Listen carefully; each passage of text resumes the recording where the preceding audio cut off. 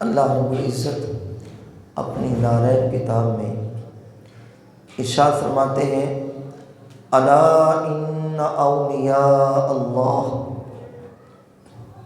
لا خوف علیہم ولا هم یحزنون۔ سن لو، بے شک اللہ کے ولیوں پر نہ کچھ خوف ہوگا اور نہ ہی وہ غمگین ہوں گے۔ الذین آمنوا وکانوا یتقون، اور وہ لوگ جو ایمان لائے اور اللہ تعالیٰ سے ڈرتے رہے۔ اولیاء اللہ کے مقتدا اور پیشوا جس ہستی کا آج کی اس نشست میں ذکر ہوگا، بہت مبارک، اللہ نے بڑی شانیں دی ہیں، اسی کی طرف میں اب آؤں گا۔ خدا تعالیٰ قادر مطلق بھی ہے اور بے نیاز بھی ہے۔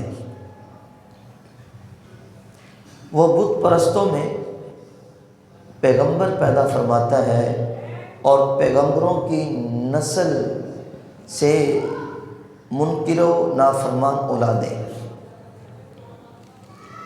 یہ اس کی قدرت اور خلاقی کی عجیب مثال ہے۔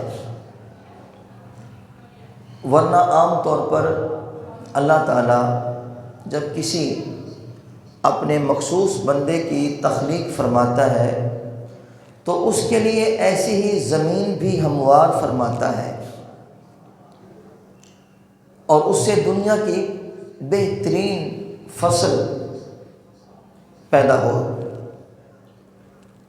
اللہ تبارک و تعالیٰ کا ایک نوجوان بندہ اس کے محبوب کی نسل سے شہزادہ جو نوجوان ہیں، عنفوان شباب میں انہیں تقوی اور پرہیزگاری کی دولت نصیب ہوئی، پھر اللہ نے انہیں ایسا نور نظر فرزند ارجمند عطا فرمایا جس کو دنیا سیدنا عبد القادر جیلانی المعروف غوث اعظم رضی اللہ تعالی عنہ کے نام سے جانتی اور پہچانتی ہے۔ یہ فرزند ارجمند صرف ماں باپ کا ہی لاڈلا نہیں تھا، اس شہزادے پر صرف ماں باپ کو ہی ناز نہیں تھا بلکہ پورے عالم اسلام کو ہی ناز ہے، اور یہ سلسلہ ناز ابھی ختم نہیں ہوا۔ 850 سال گزر جانے کے باوجود اس مجلس ادب میں گناہ گاروں کی تو بات ہی اور ہے نا، ہر دور کا بڑے سے بڑا ولی بھی خوف سے لرزتا ہوا اس میں داخل ہوتا ہے۔ آپ کا نام نامی اس میں گرامی عبد القادر ہے، کنیت ابو محمد ہے، اور آپ کے القابات میں پیران پیر، دستگیر، شیخ الشیوخ، محبوب سبحانی، قطب ربانی، شہباز لامکانی، قندیل نورانی وغیرہ عامات المسلمین میں، اور آپ غوث الاعظم کے نام سے جانے اور پہچانے جاتے ہیں۔ آپ کے والد محترم کا نام حضرت سیدنا ابو صالح موسیٰ جنگی دوست رحمۃ اللہ تعالیٰ علیہ، اور آپ کی امی جان کا اسم گرامی فاطمہ ہے، کنیت ام الخیر ہے۔ والد محترم کی طرف سے آپ کا سلسلہ نسب 12ویں پشت میں جا کر نواسہ رسول، جگر گوشہ بطول، سید الشہداء امام حسن بن علی المرتضیٰ رضی اللہ تعالی عنہما سے جا ملتا ہے، اور امی جان کی طرف سے 13ویں پشت میں آپ کا سلسلہ نسب نواسہ رسول جگر گوشہ بطول سید الشہداء امام حسین بن علی المرتضیٰ رضی اللہ تعالی عنہما تک جا پہنچتا ہے۔ باپ کی طرف سے آپ حسنی سید ہیں، ماں کی طرف سے حسینی سید ہیں، یوں کہیے کہ نجیب الطرفین ہیں، دونوں جانب سے سید ہیں۔ اللہ اکبر۔ آپ کی ولادت باسعادت 470 ہجری میں ہوئی۔ آپ کا آبائی جو وطن ہے وہ ایران کا ایک قدیم قصبہ جیلان ہے۔ 561 ہجری میں آپ کا وصال پرملال ہوا۔ ٹوٹل آپ نے تقریباً 91 ایئرس عمر پائی ہے، 91 برس۔ لیکن جو اس عرصے میں آپ نے دین کا جھنڈا بلند کیا ہے نا، وہ لوگ صدیوں تک ایسا کام نہیں کر سکے جو عبد القادر جیلانی صرف 91 سال میں کر گئے۔ اتنا آپ نے دین کا کام کیا ہے۔ ابھی آپ نے ہوش نہیں سنبھالا تھا کہ آپ کے والد گرامی بیمار ہوئے اور پھر اس دنیا فانی سے رخصت ہو گئے۔ اکثر اولیاء کرام کے اندر یہ بات قدر مشترک پائی جاتی ہے، وہ عہد طفلی میں ہی سایہ پدری سے محروم ہو جاتے ہیں۔ پھر مادہ پرست لوگ کہتے ہیں اب اس بچے کی عمر کیسے گزرے گی، اس کا کون پرسان حال ہوگا۔ پھر اللہ تبارک و تعالیٰ وہ وقت لاتا ہے، دنیا کو دکھاتا ہے کہ وہی لوگ جو یتیم ہوتے ہیں وہ دنیا کا مرکز قرار پاتے ہیں۔ شاہان وقت ان کے در پر کاسائے سوال لیے کھڑے ہوتے ہیں۔ اسی کیفیت سے حضرت عبد القادر جیلانی المعروف غوث اعظم رضی اللہ تعالی عنہ بھی گزرے، لیکن جب آپ کے والد گرامی کا انتقال ہوا، آپ کے نانا جان بھی موجود تھے، حضرت عبداللہ صومعی علیہ الرحمہ۔ انہوں نے اپنے محبوب نواسے کو گود میں لیا اور تعلیم و تربیت جاری رکھی۔ پھر آپ کا جو بچپن تھا وہ بچوں سے مختلف تھا۔ یہ بات بھی اولیاء اللہ میں قدر مشترک پائی جاتی ہے۔ جو اللہ کے ولی ہوتے ہیں نا، وہ بچپن میں کھیل کود کی طرف ان کی توجہ نہیں ہوتی۔ ایک یہ بات، دوسری بات ان کے والد گرامی کا بچپن میں ہی انتقال ہو جاتا ہے، اکثر کا آپ نے ذکر سنا۔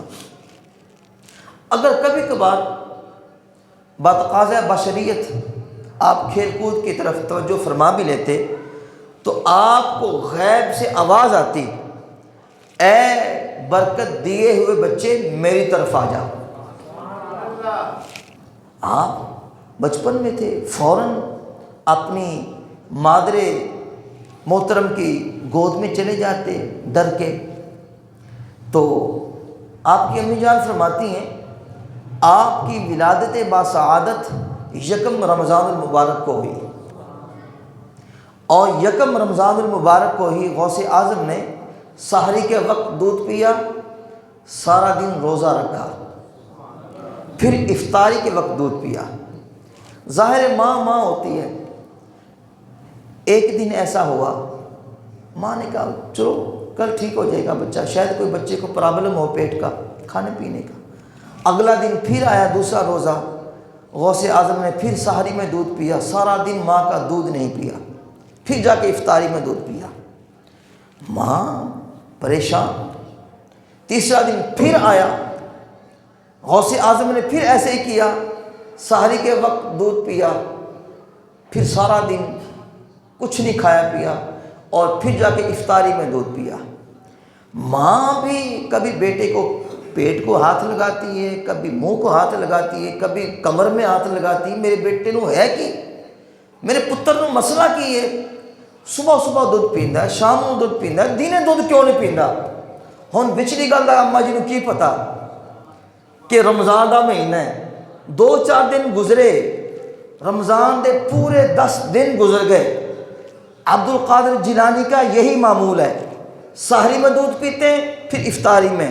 پہلا عشرہ غوث اعظم نے روزے رکھے، پھر رمضان کا دوسرا عشرہ شروع ہو گیا، دوسرا عشرہ بھی روزے رکھے، تیسرا عشرہ پورے مہینے کے غوث اعظم نے پیدا ہوتے ہی روزے رکھے۔ پیدا ہونے کے پہلے دن سے لے کے وصال تک تقریباً 91 سال آئے ہیں، آپ نے عمر مبارک گزاری ہے، 91 برس آپ نے مسلسل ہر رمضان کے روزے رکھے، ایک روزہ بھی نہیں چھوڑا۔ میں یہاں پر غوث اعظم سے پیار کرنے والے ہم سارے ہیں، سبھی آپ سے بڑا ہم پیار کرتے ہیں، محبت کرتے ہیں، لیکن میں یہاں یہ بھی عرض کرنا چاہوں گا کہ غوث اعظم سے پیار کرنے والوں، غوث اعظم نے تو پیدا ہوتے ہی، پیدا ہونے کے بعد سے لے کے وصال تک ایک روزہ بھی نہیں چھوڑا۔ اللہ نے ہمیں صحت بھی دی ہوتی ہے، مال بھی دیا ہوتا ہے، رزق بھی دیا ہوتا ہے، لیکن ہم کہتے ہیں جی گرمی بڑی ہے، روزے لگن گے، روزے کیویں رکھا؟ میں کہا پیار غوث اعظم سے کرتے ہو، آپ کی تعلیمات پہ عمل کیوں نہیں کرتے ہو؟ 11ویں کا لنگر تو ہم کھاتے ہیں، 11ویں والے پیر کے جو تعلیمات ہے اس پہ عمل کیوں نہیں کرتے ہیں جی؟ اگر 11ویں والے پیر سے سچا پیار ہے تو پھر اس سنت پہ بھی عمل کریں۔ آپ کا طریقہ کار تو یہ ہے، ایک روزہ بھی نہیں چھوڑا پیدا ہونے سے لے کے وصال تک۔ ہم کیسے دیوانے غوث اعظم کے؟ رب نے صحت بھی دی، مال بھی دیا، سب کچھ دیا ہے، پھر ہم ڈنڈی مارتے ہیں، 2 نمبری کرتے ہیں، جی صحت ٹھیک نہیں ہے، جی بخار ہے۔ جان بوجھ کے قصداً بخار لینا یہ اللہ تعالیٰ کی نعمتوں کی ناشکری، یاد رکھنا۔ تو دیوانہ تو وہی ہوتا ہے نا جو پھر اپنے محبوب کی ہر ادا پہ عمل کرتا ہے، ہر ادا پہ عمل کرتا ہے۔ آپ کی والدہ گرامی فرماتی ہیں، والدہ محترمہ، کہ جب دوسرا سال آیا نا، شعبان المعظم کا آخری دن تھا، 29ویں تاریخ تھی، اور رمضان کا چاند نظر آنے کے قوی امکانات تھے، چاند نظر آنے کے امکانات بھی قوی تھے، لیکن آسمان پہ گہرے بادل چھائے ہوئے تھے۔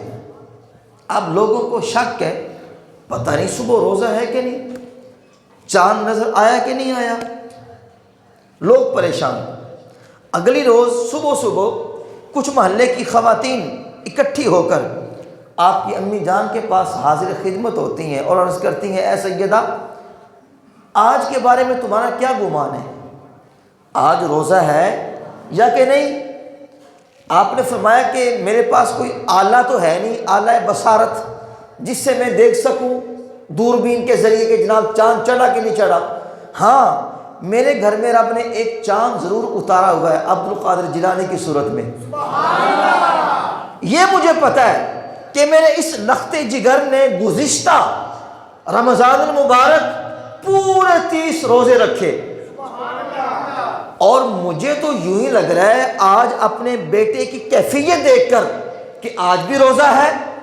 کہا، اے سیدہ آپ کو کیسے گمان ہے کہ آج روزہ ہے؟ فرمایا، آج میرے لخت جگر نور نظر نے سحری میں دودھ پیا، اس کے بعد دودھ ہی نہیں پیا۔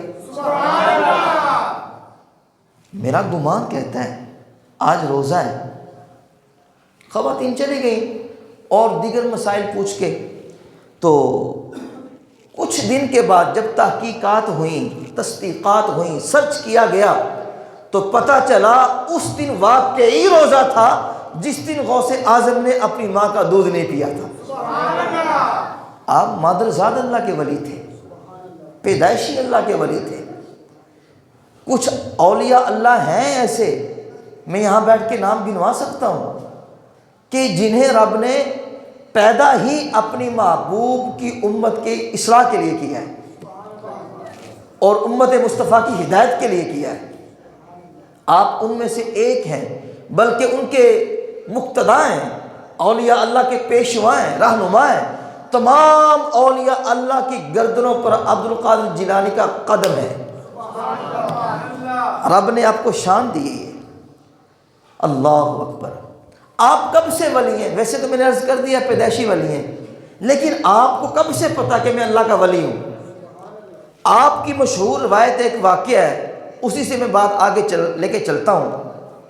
آپ سے پوچھا گیا، اے عبد القادر جیلانی، آپ کو کب سے پتا کہ آپ اللہ کے ولی ہیں؟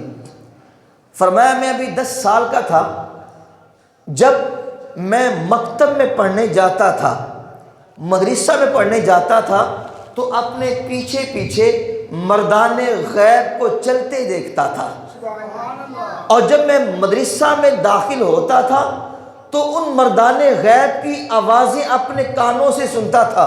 وہ کہتے تھے جگہ چھاڑ دے، اللہ دا ولی آ گیا ہے، اور جگہ بناؤ اللہ دے ولی واسطے، عبد القادر نے بیٹھنا ہے۔ فرمایا میں اپنے کانوں سے سنتا تھا، تب سے مجھے پتا کہ میں اللہ کا ولی ہوں۔ اللہ اکبر۔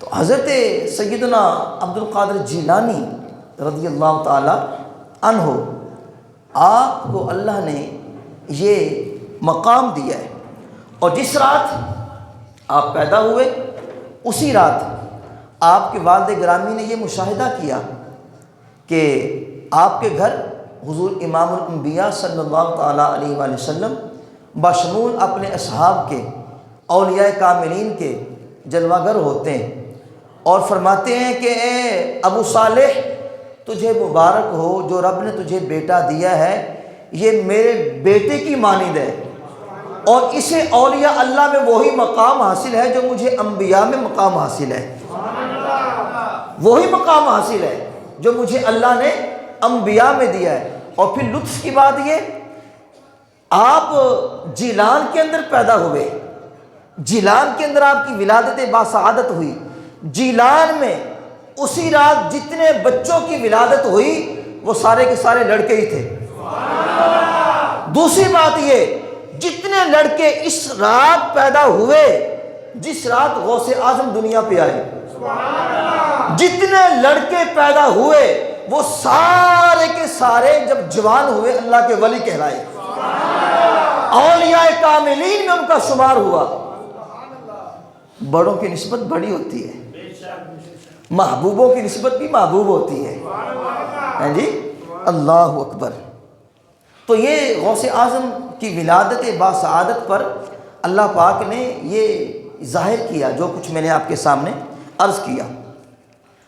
عزیزان گرامی، محبوب سبحانی، قطب ربانی، شہباز لامکانی، قندیل نورانی حضرت سیدنا الشیخ عبد القادر جیلانی المعروف غوث اعظم رضی اللہ تعالی عنہ، آپ کی یہ کرامات، یہ باتیں آپ ہر سال سنتے ہیں، لیکن ہر سال سننے میں مزہ نرالا ہوتا ہے، ہر بار سننے کا لطف نرالا ہوتا ہے۔ آپ کی عمر مبارک جب 18 سال ہوئی، آپ کی امی جان نے آپ کو اعلیٰ تعلیم کے لیے ایران سے بغداد کی جانب روانہ کیا۔ اس دور کا یہ شیڈول تھا، اس دور کا یہ معمول تھا، جب کوئی بندہ باہر جاتا تھا اکیلا نہیں جاتا تھا بلکہ قافلے کی صورت میں جاتا تھا، تاکہ لوگ اسے نقصان نہ پہنچائیں، تاکہ کوئی درندے اور چرند پرند اسے نقصان نہ پہنچائے۔ جب غوث اعظم کی عمر 18 سال ہوئی، آپ کی امی نے فرمایا، پترا میرا ذہن ہے تو اپنے نانے دا دین جا کے ایران تو باہر جا کے پڑھ تے اپنے نانے دے دین دا جھنڈا اونچا کر دے۔ اے میرے پترا، میرا ارادہ، میری نیت ہے، میرا ذوق و شوق ہے۔ پتر بڑا با وفا سی، پتر بڑا با کردار سی، کہنے لگے اماں پریشان نہ ہو، جو تیری نیت ہے اس سے پورا اترن دی کوشش کراں گا۔ ایک قافلہ ایران تو بغداد جان واسطے تیار ہویا، چند لوگ جناب بغداد جان واسطے تیار ہوئے، قافلہ نکلیا۔ اماں جی کہنے لگے، پترا میں زیادہ تینوں وصیتہ نہیں کر دی، نہ تینوں میں زیادہ نصیحتہ کرنیاں، بس ایکو وصیت ہے، ایکو نصیحت ہے، پترا کدے جھوٹ نہ بولی۔ غوث اعظم کا لنگر کھانے والوں، یہ بھی لنگر غوثیہ ہے۔ ہاں، کاروبار جھوٹ سے نہیں چمکتا، سچ سے چمکتا ہے۔ ہاں جی بھئی، لوگ کہتے ہیں یار جب تک جھوٹ نہ بولے کام نہیں چلتا، کسٹمر مطمئن نہیں ہوتا۔ میں کہا نا نا نا نا نا، جب تک سچ نہیں بولیں گے کام نہیں چلے گا۔ تم 2 نمبری کر کے کام تو چلا لو گے، مگر وہی جو 2 آنے زیادہ لیے، آگے بیوی بیمار، بچہ بیمار، جناب پیٹ میں درد، وہ تمہیں دائیں بائیں لگانے پڑیں گے۔ برکت اسی میں ہوگی، ایک آنا کما لے مگر ہو حلال کا، مگر ہو سچ اس کے اندر، اللہ اسی میں برکت ڈال دے گا، بیماری سے بچا لے گا، بچوں کو بھی بیوی کو بھی، اور اللہ پاک ایسی برکت ڈالے گا ضمیر مطمئن ہو جائے گا۔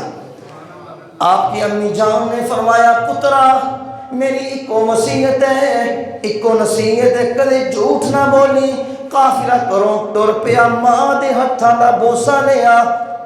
با وفا پتر نے، باقیدار پتر نے قافلے نال جا کے شامل ہو گئے، قافلہ چل پیا، چلے چلدے ایک جنگل آیا، سنسان علاقہ آیا، جناب جدوں علاقہ آیا اوتھے ڈاکو بدماش چھپے ہوئے سن، جناب اس قافلے تے حملہ کر دیتا، حملہ کیتا، سارا مال لوٹ لیا۔ عبد القادر جیلانی نو غریب بچہ سمجھ کے چھڑتا، ایندے کول کی مال ہونا ہے؟ جہاں ڈاکوان دا سردار سی، راہزراں دا سردار، انہیں آپ نو پوچھ لیا ازراہ مذاق، ازراہ تمسخر، کہنے لگیا بچیا تیرے کول کچھ ہے دین واسطے؟ فرمایا ہاں میرے کول بھی بڑا مال ہے۔ انہیں اپنے ڈاکو ساتھیاں نو کیا جناب تلاشی لو، آپ دی جامع تلاشی نہیں تھی گئی، کچھ مال نہ نکلیا۔ او ڈاکو کہنے گیا بچیا مذاق کرنا ہے؟ آپ بھولے بھالے انداز میں، معصومانہ انداز میں کہنے گے انکل مذاق ہوتا کیا ہے؟ مجھے تو مذاق کا ہی نہیں پتا، مذاق ہوتا کیا ہے؟ وہ کہنے لگا آپ نے ہم سے تمسخر کیا ہے، استہزاء کی ہے؟ فرمایا انکل مجھے نہیں پتا مذاق کیا ہوتا ہے، البتہ میرے پاس مال ہے۔ کتنے مال؟ فرمایا میری ماں نے تھے کپڑے تھلے سیتا ہے۔ 40 اشرفیہ موجود ہیں، انہیں پھر حکم دیتا چھوٹے ڈاکو نے چیک کرو بھائی، پھر جناب سیٹ تو لے کے اتھے تک جدوں آئے، فرمایا اتھے جدوں ویکھیا تے اندر کوئی چیز محسوس ہوئی، کڈ لیا۔ ہن جنہیں کڈیا وہ بھی پریشان، اندر ہی اندر جنہیں کڑھایا وہ بھی پریشان۔ وہ کہندے پہنے اسی اینے بندیاں دا مال لٹیا اس بچے دے سامنے، اگر اس بچے نو وہ اپنی طرف سے کہہ رہے ہیں، ان کا اپنا اظہار ہے، اس بچے کو عقل ہوتی ہمیں بتاتا ہی نہ، جھوٹ بول دیتا تاکہ اس کا مال بچ جاتا۔ اس نے جھوٹ نہیں بولا، سچ بولا ہے، اس کا مال بھی ضبط، تو لہٰذا اس نے جھوٹ کیوں نہیں بولا، سچ کیوں بولا؟ اب وہ پوچھنے پہ مجبور ہو گئے۔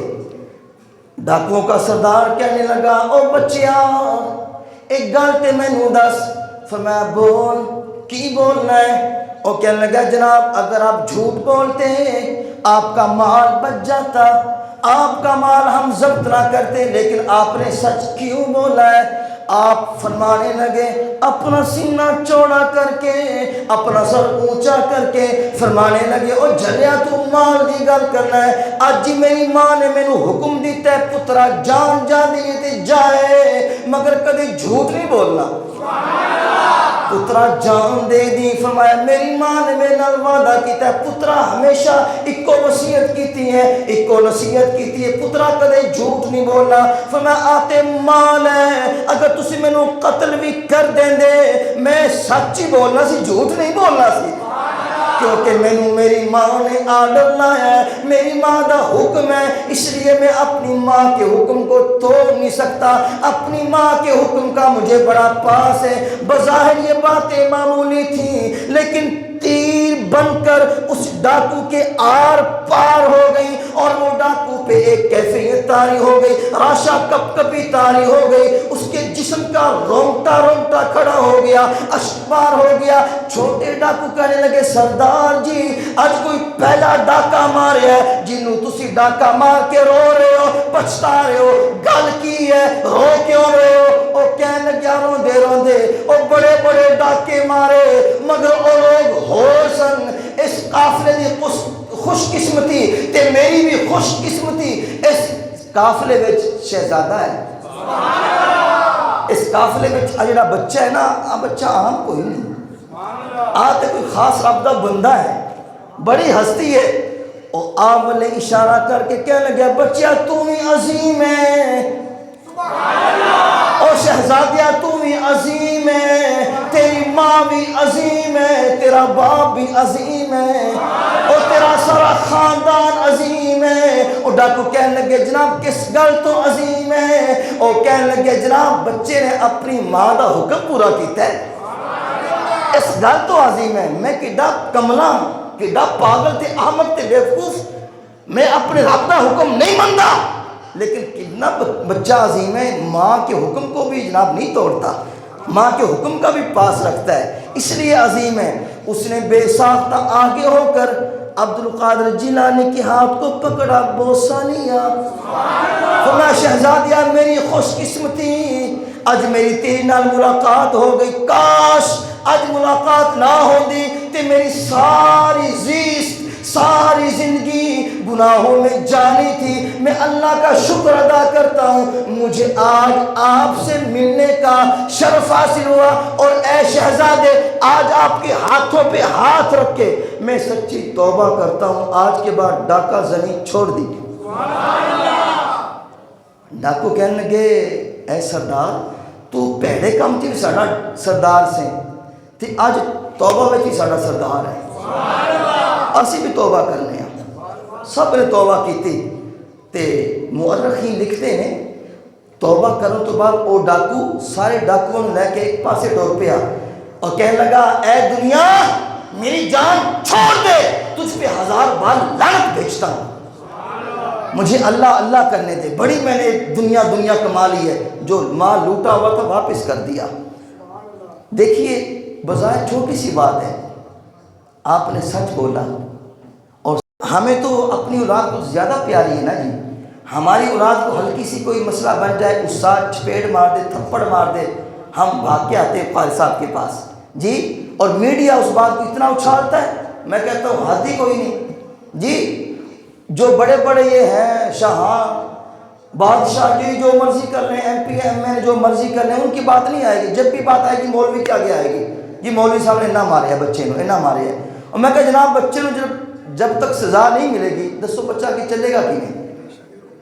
کچھ کام ہوتے ہیں جو والدین کے ہوتے ہیں، کچھ کام ہوتے ہیں استاد کے ہوتے ہیں، اس لیے دونوں کو اپنی اپنی ڈیوٹی نبھانی چاہیے، اپنے اپنی دائرہ کار میں رہ کے اپنا بچے کی تربیت کرنی چاہیے، اس کی تعلیم اس کو دینی چاہیے۔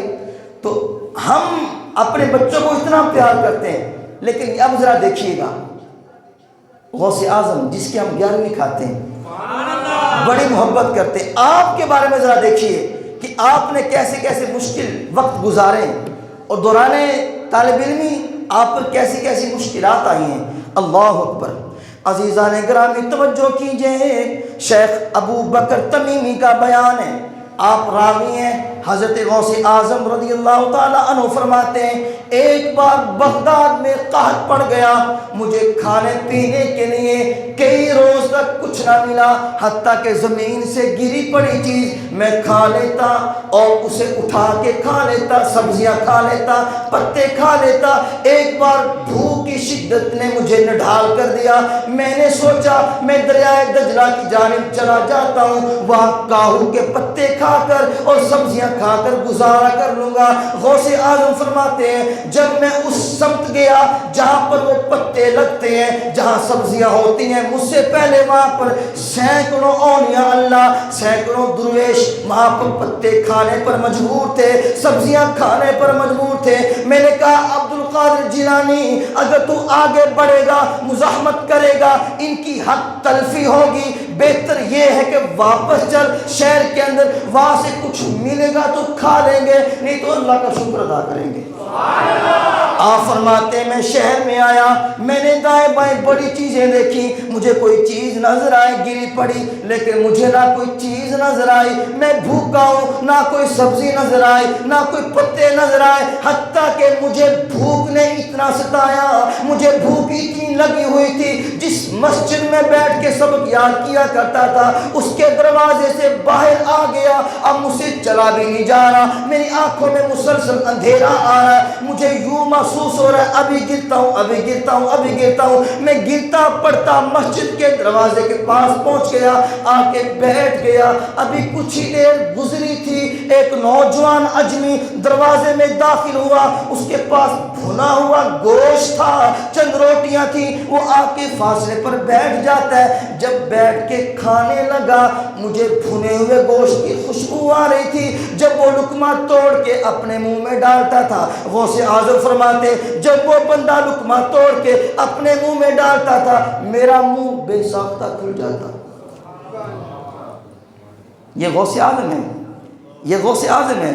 دوران طالب علمی یہ علم حاصل کرنا کوئی آسان کام نہیں ہے، عالم بننا آسان نہیں ہے، ہاں جی، فقیہ بننا آسان نہیں ہے، حافظ بننا اور قاری بننا آسان نہیں ہے۔ اس کے لیے دھکے کھانے پڑتے ہیں، مارے کھانی پڑتی ہیں، پھر جا کے بندہ کہیں اس مقام پہ پہنچتا ہے۔ اللہ اکبر۔ غوث اعظم فرماتے اس نے ایک لقمہ توڑا، منہ میں ڈالا، میرا منہ بے ساختہ کھل گیا، میرے منہ میں آ رہا ہے، پھر دوسرا لقمہ، پھر تیسرا لقمہ۔ میں نے اپنے آپ کو جھنجھوڑا، میں نے کہا اے عبد القادر، آخر اللہ پہ توکل اور قناعت بھی تو کوئی چیز ہوتی ہے، کیوں ایسا بار بار کر رہا ہے؟ میں نے اپنے آپ کو جھنجھوڑا اور ملامت کیا۔ پھر کیا ہوا؟ اس نوجوان کی نظر مجھ پہ پڑی، کہنے لگا اے نوجوان آجا تو بھی میرے ساتھ کھانا کھا لے۔ میں نے کہا نہ مجھے بھوک تو تھی، لیکن میں نے ویسے کہا جناب میں نہیں کھاتا، تو ہی کھا۔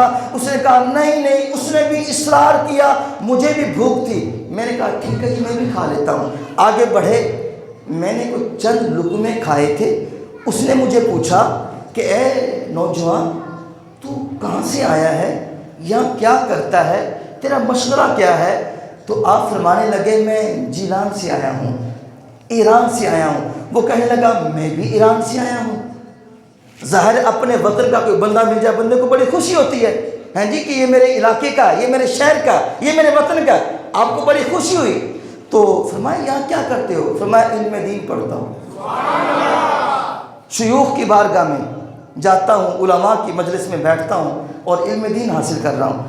اس نوجوان نے کہا اچھا آپ یہاں پڑھتے ہیں، یہاں ایک نوجوان رہتا ہے، اس کا نام ہے عبد القادر جیلانی، اس کا نام ہے عبد القادر جیلانی، آپ اس کو نوجوان کو جانتے ہو؟ آپ نے یوں کر کے فرمایا عبد القادر تو میں ہی ہوں، عبد القادر تو میں ہی ہوں۔ جب اس نے سنا کہ آپ ہی عبد القادر ہیں، اس کے ہاتھ میں لقمہ تھا وہ چھوٹ گیا، اس پہ کپ کپی طاری ہو گئی، چہرے کا رنگ متغیر ہو گیا اور وہ لوٹ پوٹ۔ آپ نے کہا یار میں نے کچھ کہا بھی نہیں اس کو مسئلہ کیا ہوا؟ نہ جانے اس کے پیٹ میں درد ہو گئی ہو۔ آپ نے کچھ چھینٹے وغیرہ مارے، جو کچھ تھا اس وقت موجود آپ کے، ہاں جی، اس کو بڑی مشکل سے کوئی دبایا شبایا اور اٹھایا، یار تینوں مسئلہ کی ہے؟ وہ کہنے لگا اے عبد القادر یہ آپ کی امانت ہے، یہ آپ کی امانت ہے جو میں کھا رہا ہوں۔ کہا جب میں یہاں آیا بغداد میں میرے پاس ذاتی اپنا خرچ بھی تھا، لیکن جب میں یہاں آیا تو مجھے آپ کی بوڑھی والدہ ملی ہیں، سیدہ پاک ملی ہیں۔ اس نے کہا بیٹا کہاں جا رہے ہو؟ میں نے کہا ماں جی میں تو بغداد جا رہا ہوں۔ کیا پتر؟ اتنے میرا پتر بھی رہندا ہے، میرا پتر پڑھدا ہے، آپ تھوڑے جی پیسے لے جا، 8 دینار جا کے میرے بیٹے نے دے دیں، میرا پتر کچھ کھا پی لے گا۔ عرض کیا کہ میں وہ 8 دینار لے کے آپ کی امی جان سے یہاں پہنچا۔ کہا اے عبد القادر سفر اتنا لمبا تھا، میں اپنا خرچ بھی خرچ کر چکا اور پھر کئی دن میں فاقہ سے رہا، کچھ میں نے کھایا پیا نہیں کہ یہ پیسے آپ تک پہنچا دو، لیکن آپ مجھے نہیں ملے۔ میں نے آج 3-4 دن کے بعد فاقہ کشی کے بعد میں نے یہ کھانا آپ کے پیسوں سے خریدا ہے، میں آپ کا مجرم ہوں۔ یہ بات کہی پھر رونے لگ گیا، پھر اشک بار۔ آپ نے اس کو دلاسا دیا کوئی بات نہیں، پھر کیا ہوا یار، تو بھی تو میرا ہم وطن ہے، ہم شہر ہے، اگر تو نے کھا لیا میں نے کھا لیا ایک ہی بات ہے۔ دلاسا دیا، کھانا کھایا، کھانا کھانے کے بعد اس نے نوجوان نے آپ کو وہ رقم آپ کو واپس کی جو اس کے پاس بچی تھی۔ تو غوث اعظم کہتے ہیں نا تیری نثر پاک میں ہے بچہ بچہ نور کا، آقا تو ہے عین نور تیرا سب گھرانہ نور کا۔ دیکھیے سخی کتنے، خود غریب الوطن ہے، وطن سے دور ہے، اور کھانے پینے کی کتنی آپ کو حاجت ہے۔ اس نے آپ کو وہ مال دیا جو آپ کی امی جان نے بھیجا تھا، آپ نے وہ مال لیا اس میں سے 4 دینار فرمایا یہ میری طرف سے تحفہ قبول کر لے. خود بھی ضرورت ہے. فرمایا بھئی اللہ کی بارگاہ میں دیتے ہوئے بندے کے مال میں کمی نہیں آتی, یاد رکھنا. اجڑے جناب مال نو کوٹ کوٹ کے رکھ دینے. میں کہا جناب قبر کے اندر یہی تمہاری سانپ بنے گے. ہاں اگر رب نے دیا ہے تو راہ خدا میں دیا بھی کرو. اسی کا مال ہے, اگر اسی کی راہ میں دیں گے اس پہ احسان نہیں ہے, اس کا احسان ہم سے قبول کر لیتا ہے. ہاں اگر رب نے دیا ہے تو جناب اس کو دبا دبا کے نہ اس کو رکھیں پیٹی کے اندر, بینک کے اندر. ہمارا بینک بیلنس پڑے, دکانیں بنائیں, پلاٹ بنائیں, جائیداد. میں کہا ہاں یہ جائیدادیں قبر کے اندر بچھو بنیں گے, سانپ بنیں گے, پھر تو پچھتائے گا کاش یہ مال بنایا خدا میں دے دیتا, کسی مدرسہ میں دے دیتا, مسجد میں دے دیتا. آج دینے کا موقع ہے, راہ خدا میں دیا کریں اگر رب نے دیا ہے. اگر ہاتھ ویسے کچھ کمی ہے تو پھر جو توفیق ہو اللہ کی راہ میں دے, اللہ پاک وہی قبول فرماتا ہے. تو غوث اعظم نے ان دیناروں میں سے 4 اس کو دیے. فرمایا میں اس نسل سے ہوں جو خود فاقہ کشی اختیار کرتے ہیں, دوسروں کو کھلاتے ہیں, خود بھوکے رہتے ہیں, اوروں کو کھلاتے ہیں. میں اس نسل سے ہوں. دے دیے, چلا گیا. اچھا جی رب نے آپ کو شان دی, تکڑے عالم بن گئے, اتنے بڑے عالم کہ کہتے ہیں نا باں نہیں کوئی پھاڑ سکتا. تکڑے عالم بن گئے, عالم بن گئے مگر بیان نہیں کر رہے, خاموش رہتے ہیں. ایک دن میرے اور آپ کے پیارے آقا مولا آپ کے خام میں تشریف لے آئے. فرمانے لگے عبد القادر جیلانی عالم تے بڑا وڈا بن گیا, بیان کیوں نہیں کردا؟ اور میرے شہزادی آپ بیان کیوں نہیں کردا؟ آپ کہنے لگے نانا جان بیان کی کرا, سارے عربی نے میں اجمیاں میری گل کی میں سمجھ گے. فرمایا منہ کھول. عبد القادر جیلانی نے اپنا منہ کھولا. میرے پاک نبی نے 7 مرتبہ اپنا لعاب دہن غوث اعظم کے منہ میں ڈالا. ہم جا کے جناب بیان کر, لوگوں میں واعظ و نصیحت کر. عبد القادر جیلانی فرماتے ہیں پہلے میرے دل میں جذبہ گوشہ نشینی تھا, جا کے چھپ جاؤں, اللہ اللہ کروں. لیکن جب آقا کریم نے اپنے لعاب دہن سے نوازا, پھر میرے دل کے اندر اور سینے کے اندر جناب ایک علم کا سمندر تھا جو ٹھاٹھے مارنے لگا, اور دل چاہتا تھا ابھی یہ سمندر جو ہے علم کا امت مصطفیٰ کے اندر لوٹا دو, لوگ اس سے فیض یاب ہو. تو آپ پھر واعظ و نصیحت فرمانے لگے, اور جب واعظ و نصیحت فرماتے تھے آپ خود فرماتے ہیں, علماء مورخین لکھتے ہیں کہ آپ کی ایک مجلس میں 70 ہزار لوگ بیٹھ کے آپ کا بیان سنتے تھے. 10 ہزار 20 ہزار لوگ بیٹھ کے بیان سنتے تھے. ایک بار آپ بیان فرما رہے ہیں غوث اعظم, کھلا میدان ہے, چٹکل میدان, واز فرما رہے ہیں. تو واز فرماتے کیا دیکھا؟ آسمان پر بادل گرج رہے ہیں. پہلے تو گرجتے رہے, سیاہ بادل آئے, گرجتے رہے, پھر کچھ دیر کے بعد بادلوں نے برسنا شروع کر دیا. غوث اعظم نے یوں آسمان کی جانب دیکھا اور عرض کرنے لگے مالک و مولا, میں تیرے بندے جمع کرتا ہوں اور تو انہیں منتشر فرماتا ہے. اے مالک و مولا, میں تیرا فرمان سنانے کے لیے اکٹھے کرتا ہوں اور تو انہیں منتشر فرماتا ہے. مورخین لکھتے ہیں جتنے لوگ موجود تھے وہ کہنے لگے ہم نے اپنی آنکھوں سے دیکھا, ابھی آپ کے الفاظ کی گونج فضاؤں کے اندر موجود تھی, ختم نہیں ہوئی تھی. اس چٹیل میدان سے بارش نے برسنا بند کر دیا, چاروں طرف بارش کھل کے برس رہی تھی.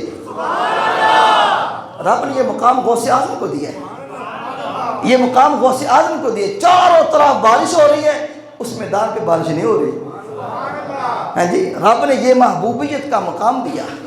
ہاں جی, یہ مقام دیا. اللہ اکبر. ٹائم جو ہو گیا, گل میں مقام لگ گیا جی, بس گل بالکل اختتامی مراحل. غوث اعظم رضی اللہ تعالیٰ عنہ آپ ہی وہ اللہ کے ولی ہیں. میں نے عرض کیا نا آپ کی مجلس میں 70 ہزار لوگ بیٹھتے تھے, 400 علماء قلم دعات لے کے بیٹھتے تھے. ایک بار آپ منبر رسول پہ بیٹھے ہوئے, ابھی بیان شروع نہیں کیا, بیان شروع کرنے والے تھے. آپ کے سامنے 10,000 سے زائد لوگ بیٹھے ہوئے ہیں آپ کا خطاب سننے کے لیے. تو جب لوگ بیٹھے ہوئے ہیں, آپ ابھی بس بیان شروع کرنا ہی چاہتے ہیں, لوگ آپس میں ذرا گفتگو کر رہے ہیں. آپ کے سامنے ایک بزرگ تھے وقت کے ولی حضرت شیخ علی علیہ رحمہ، آپ کے سامنے بیٹھے تھے، تو ان کو اچانک مجلس میں نیند آ گئی۔ ابھی بیان شروع نہیں ہوا، لوگ گفتگو کر رہے ہیں، انہیں اسی گفتگو کے اندر نیند آ گئی۔ جب نیند آئی تو غوث اعظم نے جو باقی تھے لوگ ان سے اشارہ کیا، بھائی خاموش، چپ ہو جاؤ۔ آپ کا فرمانا تھا کہ سناٹا چھا گیا، صرف دھڑکن کی آواز آ رہی تھی یا سانسوں کی آواز آ رہی تھی، اور بالکل آواز سناٹا ہو گیا، سکوت طاری ہو گیا۔